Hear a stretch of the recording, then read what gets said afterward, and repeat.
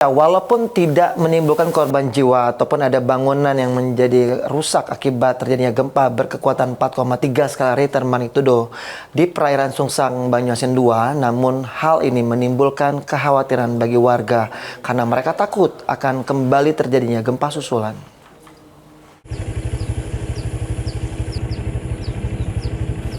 Masyarakat Sungsang, Kecamatan Banyu Asin 2 yang dihebohkan dengan adanya guncangan gempa bumi dengan berkekuatan 4,3 skala Richter magnitudo telah menimbulkan kekhawatiran warga.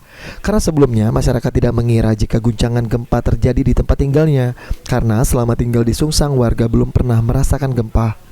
Meski gempa yang terjadi pada hari Rabu pagi lalu tersebut tidak membuat kerusakan bangunan maupun menimbulkan korban jiwa, namun masyarakat tetap khawatir jika gempa bumi susulan akan terjadi nantinya.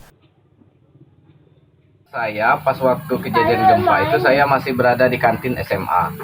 Jadi pas waktu saya berada di kantin itu terasa ada goyang-goyang, saya kira hanya anak berlari-lari saja. Ternyata pas keluar dari kantin ternyata sudah heboh di Sungsang bahwa ada gempa.